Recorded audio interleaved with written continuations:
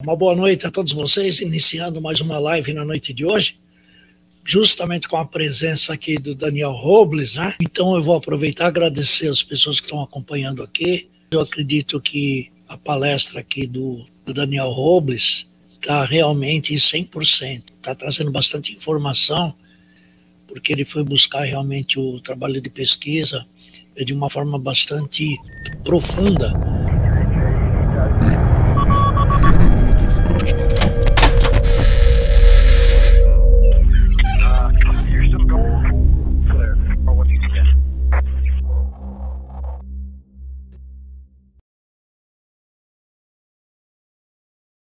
Ele está falando coisa aí de 6 mil, 12 mil anos, e a gente percebe que possa existir, sei lá, raça humana há muito mais do que a própria ciência hoje está nos dizendo.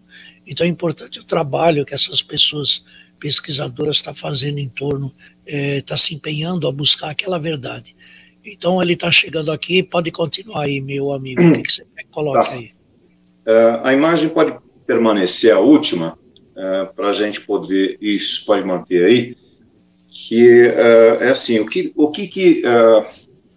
onde foi o start para poder entender que eu precisava ir mais fundo nessa análise, né? Então, que eu coloco que escrever os primeiros três parágrafos do terceiro capítulo, né? Eu fiz um estudo da localização das tribos indígenas brasileiras e que, de repente, eu fui pesquisar e elas casavam muito próximas das principais jazidas. É coincidência isso, pessoal? Não tem coincidência, né? Eu acho que é difícil falar isso. Se pega um acadêmico, fala assim, foi sem querer que você descobriu isso. Não foi sem querer. Você acaba indo atrás e começa a perceber. Principalmente porque, por que não é coincidência? Porque esses locais é onde a gente tem a maior parte dos relatos de presença extraterrestre contada nas histórias indígenas. Então a gente tem lá, principalmente Chavantes e Caiapós, falando muita coisa a respeito de seres que eles veem, ou naves, ou os próprios seres, né? E principalmente que também o que a gente considera de mais evidente, que foi revelado pelo João Américo Perê, né, que era um indigenista, que trouxe para a gente a história do bebê Gororote, né? Eu não sei se eu estou pronunciando corretamente, quem me ensinou isso daí foi o menino lá de Goiás, Ataíde Ferreira, que não é Beppe Cororote, é Bebê Gororote, né? Então foi o Perê que trouxe à luz essa história, que antes ninguém sabia. Então, para vocês terem uma noção, primeiro mapa é a localização de jazidas de ouro, são recentes, tá? A gente não está considerando, não existe, pelo menos em arquivos atuais, o que eram essas jazidas há 100 anos atrás, não tinha essa marcação, né? E a hora que a gente pega com a outra imagem, que são as áreas onde a gente tem o verde ali, e faz a superposição, essas áreas de jazidas, elas estão extremamente próximas às áreas de reservas indígenas.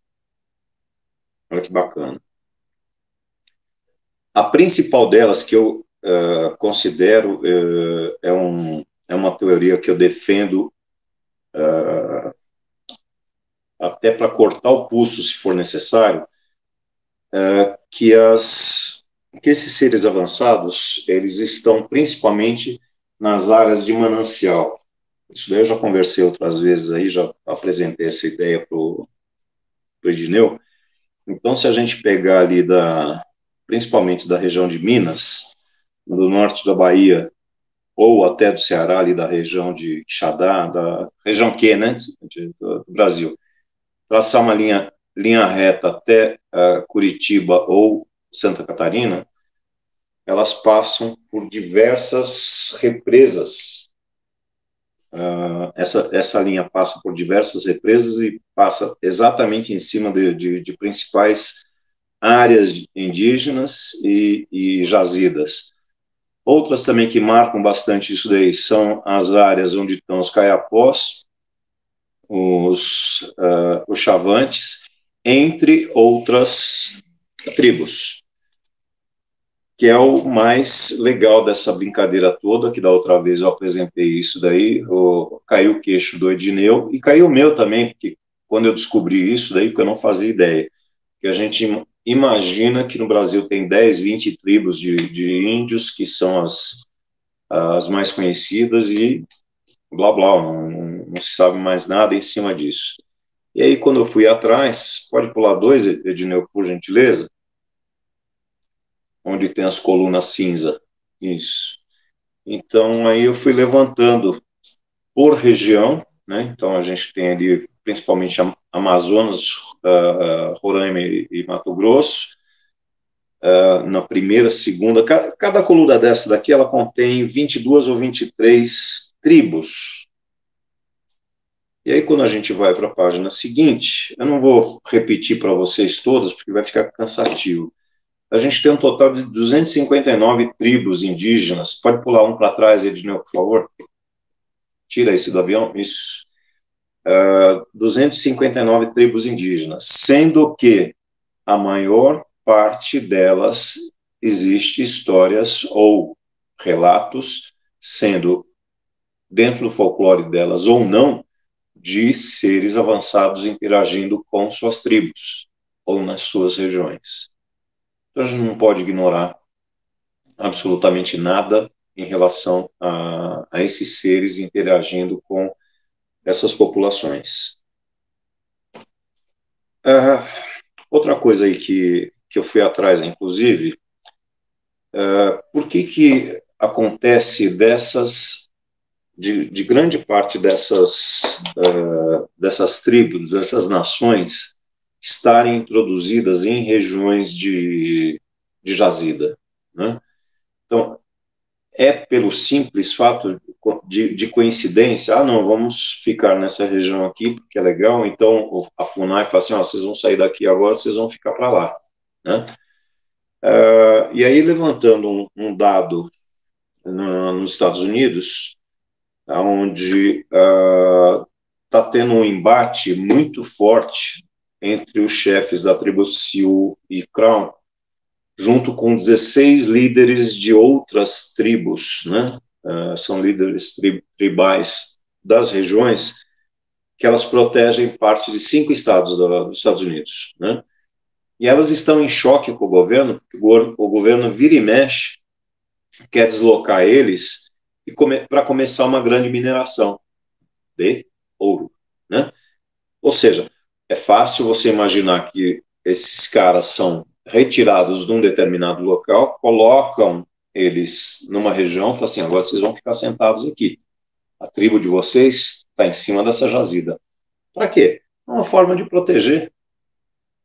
Você coloca pessoas em cima de uma região onde existe uma evidência de que possa ser retirado ali uma quantidade de minério de ouro muito grande, elas sentam ali e protegem a região, né?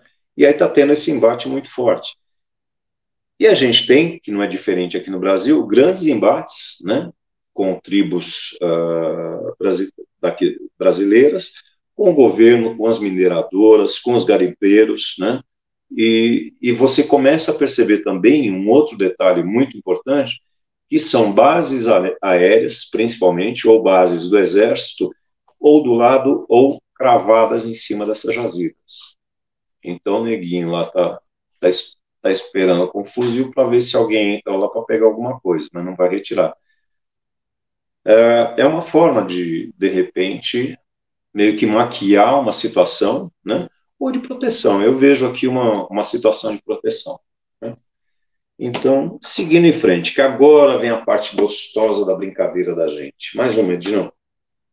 Bom, próximo assunto. Acho que muita gente já deve ter, principalmente quem leu o livro, já tomou conhecimento disso, mas eu adoro repetir esse assunto. Tribos, independente de onde, utilizam cocares. Por que o cara vai inventar de usar um cocar? O cocar é uma questão de vaidade? Legal, bacana também. Só que eu já vejo uma outra forma. Eu acho que foi uma forma de representar alguma coisa que foi visto lá atrás. Isso daí se repete em todas as culturas. Não é só o índio americano, não é só os, os indígenas da América Central, ou da América do Sul, ou da Austrália, da Indonésia, enfim, todos têm o mesmo hábito. Então, vamos fazer o comparativo aí, né? Então, América do Norte. Esse proto-indígena, não vou falar que esse chefe olhou essa imagem na pedra e falou assim, eu preciso arrumar um jeito de representar esse ser do lado. O que eu vejo na pedra? Eu vejo uma imagem com um ser com uma energia, uma espécie de uma aura circulando a cabeça dele. Assim como a segunda imagem, a terceira imagem ali, que são pinturas rupestres e alguns petróglifos mais para frente. E esses indígenas interpretaram esses seres dessa forma. Esses caras estiveram por aqui, provavelmente, ou minerando ouro, ou interagindo com esses indígenas ancestrais aí, ensinando astronomia, ensinando agricultura, ensinando como fazer fogo, ensinando a fazer um monte de coisa. Né? Todos os ensinamentos, na verdade, eles vêm de fora. Muito pouca coisa foi desenvolvida pela nossa civilização. Eu acho muito bacana uma frase do Daniken, que ele fala assim, o ser humano é copiador. É difícil engolir isso daí, mas é uma grande verdade. Né? Salvo muito poucos que trabalham e desenvolvem tecnologia, nós, por exemplo, fazemos parte de uma minoria, a gente não é pesquisador, a gente não é desenvolvedor de grandes ideias, né? Muito poucos. A gente simplesmente se utiliza de coisas que já existem. Então, nós somos copiadores, né? E alguns desses aqui a gente vê que também são copiadores. Então, bati o olho, vi alguma coisa que me interessou, que eu achei legal, eu vou continuar fazendo para que as pessoas tenham contato com ideias legais que eu tive a respeito desses seres. Né? Aonde estão esses registros, principalmente? Eles estão na região da onde viveram os Anasazi, né? Que eles estão meio que fincados na região onde é o Chaco Canyon, Green Table, que faz parte do Parque Nacional dessas regiões, e onde tem a maior quantidade de pinturas rupestres, geóglifos, petróglifos, né? Só falta ter documento e fotos autenticadas, né, no cartório dos caras, demonstrando essas imagens figurativas, mas que elas têm um conteúdo super original e verdadeiro. Né? Então, a gente tem que considerar que pode existir uma forma aqui da gente levantar uma suspeita sobre essa origem dos cocares. Né? E sempre ali envolvida entre os Anasazi, os Hopi, os Utes, os Unis e os Paiutes, né, que tem histórias muito legais a respeito, que falavam em todas as suas histórias a respeito dos povos do céu ou povos das estrelas, que circulavam em suas regiões, em seus territórios, com canoas voadoras. Essa história está encravada na história indígena americana, de qualquer nação, inclusive as mais recentes. Né? Então é interessante a gente poder levantar essa bola e ficar meio fixado nisso. E a maior curiosidade de todas, né, que está relacionada à mitologia Hopi. Eles mencionam a convivência com o povo formiga, né, que viviam nas cavernas, eram intraterrenos, em seus territórios. E aí, na língua Hopi, a palavra Anu significa formiga, e Naki significa amigo, que forma Anunnaki. essa cultura ancestral Hopi já conhecia os Anunnaki, que eram amigos formiga, e que circulavam na região, principalmente em áreas de cavernas, né? Então, vamos considerar que eles eram intraterrenos? Provavelmente. Assim como na próxima página, a gente vai falar da lenda Paiute e fala dos Havimusuvis. Existe uma história de um índio navajo que ele entrevista um chefe Paiute, e esse chefe Paiute relata para ele essa história, que é passada por um outro chefe Paiute. Então ele replica essa história, que foi ensinada durante o decorrer das gerações, a respeito desse povo que estava na região do Panamite, que é bem próxima à Califórnia, e está muito próxima ao Monte Shasta. Monte Shasta, há pouco tempo, eles descobriram, interessante, enfim, são passagens subterrâneas formadas por lava seca. Então, é um túnel que eles ainda não conseguiram medir a extensão dele. E que está lá, e que é comentado por algumas tribos como passagem de seres intraterrenos. Então, gente, quando você fala em extraterrestre, pô, legal pra caramba, aí tem gente que ouve sobre intraterrenos, tem dúvidas, né? Existe possibilidade? Tá mais do que claro que existe, né? Agora, há pouco tempo, aqui no Brasil, Ratanabá, foi levantado o assunto, Serra do Roncador, tem várias evidências, várias histórias de intraterrenos ali na região, pessoas que desapareceram, né, nessa região. Eu não considero, a Cacor, para mim, ainda é uma incógnita, né, porque o índio lá, que o Antônio Pereira, inclusive, conhece e entrevista, ele achou que o índio estava contando uma história para boi dormir ali, para atrair turismo para a região, em benefício próprio, não era nem da tribo dele. O índio queria levantar uma grana, e aí contou essa história. É verdadeira? Não faço ideia, não faço a menor ideia. Não tenho intenção nenhuma de ir atrás de Akakor, né? Se alguém tiver, boa viagem, então não sei o que, faça a sua pesquisa. Mas essas histórias, elas estão aí, elas se repetem, né? Essa do Monte Shasta é muito interessante, é pesquisa recente, acabou de sair do forno. Eles demonstram uma região como se fosse um túnel. Imaginem aí esses túneis que são produzidos ou construídos para a saída dos jatos de calor e queima de oxigênio de foguetes, né? Então são áreas de caverna, só que com isolamento e com essa retirada de CO2, enfim, de tudo que é necessário.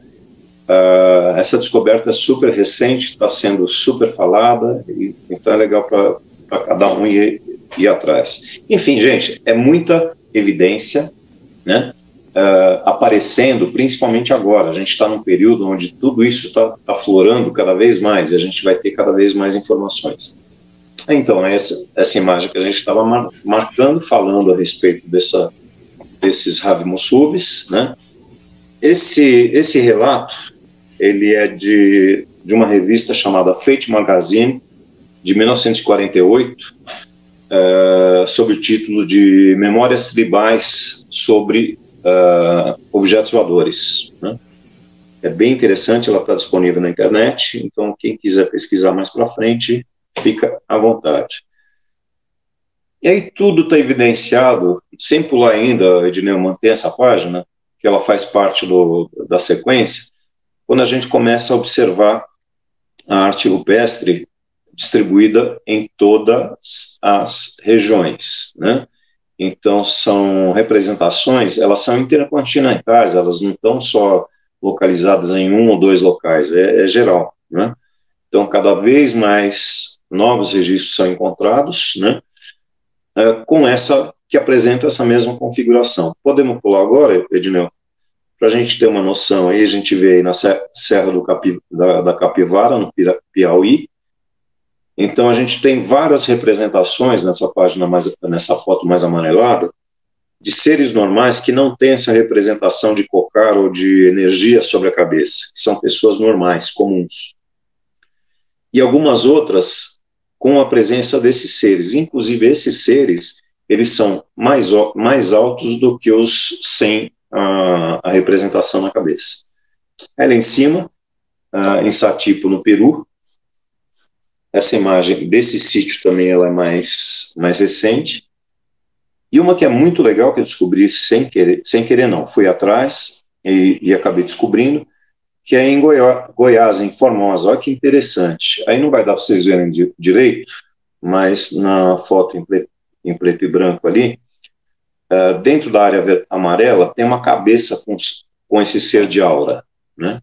Que é bem claro aqui para mim, que está ampliado. E do lado dessa figura, a gente vê o cinturão de Órion, com uma marcação mais forte em Mintaka. Ou seja, isso representa que quem fez esse desenho quis dizer que estava recebendo a visita desse ser de Mintaka. Mas está lá. Está bem facinho de ver ali o cinturão, posicionamento. A foto só com esse detalhe, ela não foi feita a 90 graus da rocha, ela está um pouco distorcida aqui na angulação, mas eu fiz um ensaio aqui no Photoshop e vi que ela bate na mesma posição de Órion. É bem legal isso, né? Então, esse ser, será que era de lá? E aí os padrões se repetem. E a gente vai para a próxima. Não é só nos Estados Unidos, então a gente vai ver ali em Laguna Colorada, na Argentina, em Teneré, na Nigéria, a mesma representação do povo formiga que a gente tem nas representações da América do Norte, dos Anasazi e dos Hopi. No Cazaquistão, e aí o que é mais interessante de tudo ali, eu não sei como é que vocês estão enxergando essa parte de baixo. Aí eu fui buscar os padrões de petroglifos das Américas e dedicaram com esse padrão desse sítio arqueológico que tem em Floripa. Floripa são vários pontos que a gente acha ali uns petróglifos, né? E esse da Ilha do Campeche, ele repete exatamente a mesma figura desses padrões petroglíficos das Américas. Esse das Américas, eles estão espalhados desde a América do Norte, lá em cima a gente está falando praticamente do estado de Washington, até o Novo México, depois descendo pelo México, Guatemala, Panamá, Equador e Peru. Então são padrões que são repetidos em toda a costa oeste das Américas. E o que é mais legal, esse da Nigéria, com essa marca do Costão do Santinho, se vocês puderem perceber na parte central dessa da Nigéria, ela repete exatamente esse mesmo desenho do Costão do Santinho. Está um pouco longe para, de repente, ser o que eu ouvi alguns arqueólogos brasileiros sem querer menosprezar. Só acho que a arqueologia no Brasil ela é embrionária, é um treco muito chato. Cada vez que eu ouço algum arqueólogo falando, eu tenho um pouco de dó, porque o cara não tem um jeito ou alguém para bancar ele para poder conhecer um pouco melhor do que ele fala. Então, esse cara que viu essa imagem do Costão do Santinho, ele falou que eram guaranis que faziam isso, tanto da Ilha do Campeche quanto do Costão do Santinho. Vocês concordam comigo que tem alguma coisa errada aí? Não pode ser Guarani, que a coisa é bem mais antiga. Tudo bem, vai. Vamos supor que os Guaranis estavam ali na região do Paraguai, que até no sul da Bolívia, vamos supor que isso. E ele trouxe até a Ilha do Campeche. Aí ele lembrou como é que era o desenho lá que ele viu lá lá na Bolívia, eu falei, eu vou fazer igual da Bolívia aqui na Ilha do Campeche, né? Tenho memória fotográfica excelente, então eu vou fazer igual. Fica um pouco distante, né?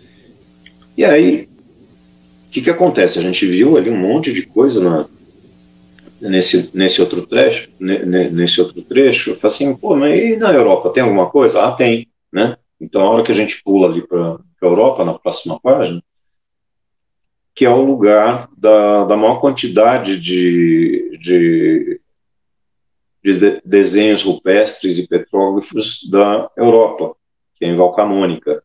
Valcamônica está a 35 quilômetros da fronteira da Suíça, entre o Lago de Garda e o Lago de Zeu. Né? Então, quem que vivia lá? Nativos de uma tribo chamada Camuni. Essa população era originária desenvolvida da Era do Gelo, né? Até a República Romana. Os caras depois se converteram em romanos para poder sobreviver mais um pouco, né? Não entraram naquela briga ridícula para morrer rapidinho. Então, para vocês terem uma ideia, são 300 mil gravuras em rochas. Então, dessas 300 mil apresentam lá o modus vivendi e tal, não sei o que, lindo. Aí você vê a última imagem, o que a gente dá de cara ali? Seria um povo formiga, igual que a gente tem lá dos Anasazi, e é um ser muito grande, próximo de um ser menor. Tem uma representação de gigante aí. Os índios americanos falam dos gigantes interagindo nas Américas, isso com várias tribos, e criando muita confusão entre essas tribos.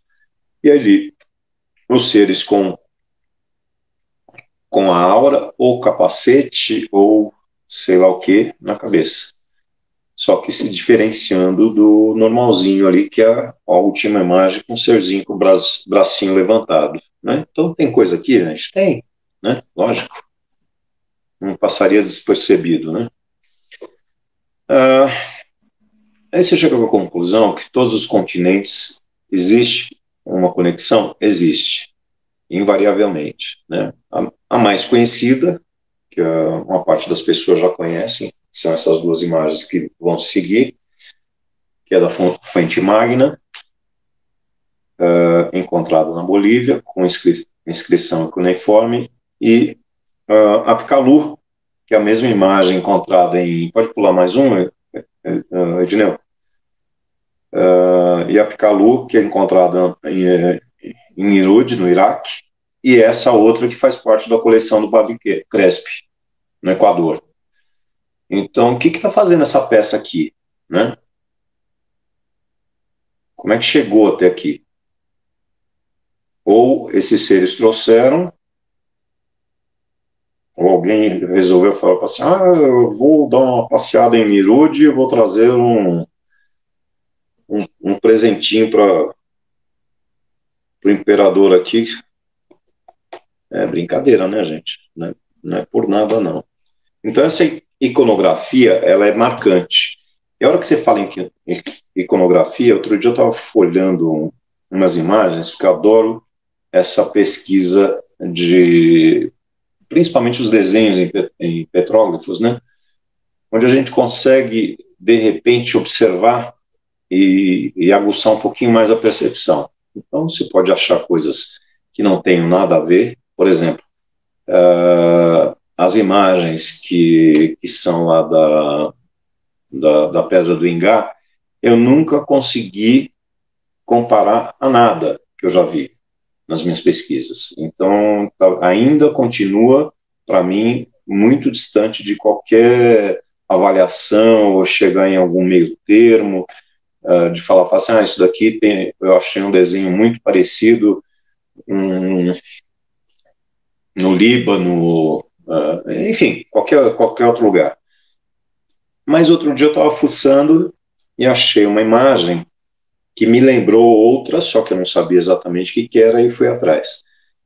Então a gente tem ali o lago Enemuc, em Nevada, do lado esquerdo ali, dentro do círculo, e eu achei essa pedra que foi achada nesse local com essa marca. Então, eu falei assim, eu já vi isso daqui em algum lugar, eu vou dar uma olhada. Só para vocês terem uma ideia. Essa mesma imagem que eu fiz do Google Earth, ela fornece ali onde é o Four Corners, né? Onde é o Canyon de Shelly, onde ficavam estabelecidas os Hopi e os Anasazi. Mais para a esquerda, onde está marcado ali Vale Panamint, no outro marcadorzinho amarelo, é onde aconteceu o caso lá dos Ravi-Musuvis. Enfim, aí eu descobri esse petróglifo, assim, eu já vi isso daqui, então eu vou dar uma fuçada agora para ver o que é. E pode pular mais uma, a gente vai cair meio que o queixo. Eu achei que a mesma iconografia de Utushamash, que é o Senhor do Sol, o Deus do Sol, que é filho de Nana e Ningal, dentro da cultura suméria, e provavelmente eram Anunnakis. Então, a representação, ela leva a crer, principalmente no desenho, no segundo desenho embaixo, e nos dois das laterais. Mas o tipo de desenho, a configuração é o mesmo, se vocês forem prestar atenção. Então, esse cara teve aqui, provavelmente, eles tinham tecnologia aeroespacial, provavelmente, que era a única forma de chegar aqui, tempo hábil, fazer alguma coisa, ou desenvolver qualquer coisa, interagir com os humanos da época, ou indígenas, ou qualquer coisa. É muito legal, de repente, você começar a levantar isso, né? E são várias marcas, são várias evidências que a gente vê que elas vão se repetindo, né? E aí você fala assim, vamos voltar um pouquinho para o que a gente estava falando. Então, os egípcios foram predominantemente negros, né? Aí eu falo assim, não, gente, surpreendentemente não. Então, esculturas de períodos enrenados e dinastias diferentes, é possível constatar também a presença de orientais, né? Então, eles são evidenciados em obras de arte, espalhadas principalmente pelos museus, né, do mundo todo. Então, aí ter um pouquinho mais de percepção, observação mais aguçado, tal, não sei o quê, e você começa a observar através da fisionomia do rosto dos caras, dessas obras, né? Então, essas características, elas são absurdamente claras e revelam que não foram somente os negros, né, que habitaram ou que eram os poderosos desses reinos. Então, a gente nota o formato do rosto, os olhos rasgados, os narizes refilados, que são desprovidos da giba dorsal, que é esse ossinho que a gente tem aqui normalmente, né, fica sobreposta à cartilagem septal. Lábios finos, expressão facial delicada e serena, né? Então, alguns principalmente com a fisionomia destruída no decorrer dos anos, né? Então, por que destruíram algo tão bonito que a gente vai ver aí? Pode pular duas, Edneu, por favor. Aumenta, por gentileza, para a gente ver bacana isso. Então, pessoal, olha, desde a primeira até a última, essas daqui foram algumas que eu encontrei, ainda a gente acha outras. Então, principalmente o nariz destruído, que é onde tem a característica mais evidente do nariz refilado, tem outras que a gente consegue ver por completo. E os olhos, né, que são amendoados, mais claro que isso daí, para mim, impossível. Não são fotos de montagem, elas fazem parte de objetos de vários museus. Essas pessoas, elas eram importantes? Provavelmente deveriam ser, para poder ter suas imagens reproduzidas em granito, em arenito, enfim, tem algumas rochas aqui que são de alta dureza, que foram produzidas, né? Inclusive o primeiro, segundo, terceiro, quarto, quinto de cima, antes do nariz quebrado ali, ele já sai um pouquinho, ele tem até característica chinesa, é muito louco isso. Enfim, são coisas para a gente prestar mais atenção no nosso dia a dia. E aí fica outra pergunta. E os orientais saíram do Egito e foram para a Ásia, ficaram lá e não saíram mais? Também não, né? Então, se a gente for cutucar, eu acho que muita gente conhece também essa parte, que são as esculturas olmecas, toltecas e outras que são encontradas no Golfo do México, né, em Veracruz e Tabasco, também com traços orientais, e são feitas de jade, que não é um hábito exclusivamente das Américas. Esse hábito é da cultura Hongshan, que é do período neolítico, né? Então, não foram os toltecas que inventaram essa modinha de vamos fazer em jade, né? Então, a gente está falando aí de 6 mil anos atrás que a cultura Hongshan na China já desenvolvia essa técnica de escultura em jade. Pode pular mais 2, Ednei, por favor? Que aí vocês até já conhecem essas imagens, provavelmente, né? Não sei se já sabiam que são feitos em jade, que é uma informação que eu peguei agora há pouco tempo, também desconhecia. E aí fica a pergunta de novo, e os negros? Então, chegou, né? Eles pegaram e cravaram em cima do continente africano e ficaram lá até a chegada dos portugueses e dos espanhóis? Não, né? Então a gente vai ver aí a evidência principal, que também já é conhecida, mas fica mais evidente ainda quando a gente toca no assunto, que são as esculturas olmecas gigantes, né? Que são feitas em basalto e granito. São rochas de alta dureza que não dava para ficar cavocando isso daí com um cinzelzinho de bronze. Impossível, isso daí já tentaram fazer. Então, para a gente entender, pessoal, é o seguinte, tudo isso que a gente vê, quando entra em pesquisa, então vai lá o geólogo, vai lá o cientista que faz a medição, se tem quanto de mistura de cada rocha, aí coloca um escultor lá, fala assim, então reproduz isso daqui para mim. Toma aí o cinzelzinho de bronze e o martelinho de madeira. E os caras não conseguem, não vai, não acontece nada, né? Estoura todo o cinzel e não vai para frente. Então pode pular 2, Ednei, por favor. E aí que são os cabeções, né? Esses cabeções são super conhecidos e eles não ficam só na Mesoamérica. Então a gente tem essas cabeças encontradas inclusive no Japão, né? Então essa parte dessas pessoas, não sei que grau de nobreza, o que elas assumiam, que ponto na escala de importância, estiveram aqui, né? E você vê o nariz da representação, os olhos, a sobrancelha, a boca, né? O maxilar, enfim, tudo apresenta uma característica de negros. A gente pode ver, inclusive, na próxima imagem, que é um afresco bem antigo, que é esse afresco com... Então, o que a gente está vendo aí? 2 pessoas provavelmente pardas e 2 negras, né? Bem negras, por sinal. Adorno de cabeça, voltando um pouquinho mais para o assunto, saindo um pouco daquele papo dos indígenas, vamos pular mais uma, Edna? Só para a gente fazer um comparativo aí também.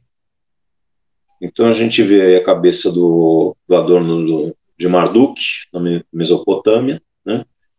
E os similares entre civilizações em localizações distantes. Então, a gente tem lá o de Tula, no México, que é muito parecido com esse de Marduk. Esse outro de Tiwanaku, na Bolívia. Depois o de Quiriga, na Guatemala. Okinawa, no Japão. E Bayonne, no Camboja. Então, vamos ignorar? Vamos fazer de conta que a gente não viu?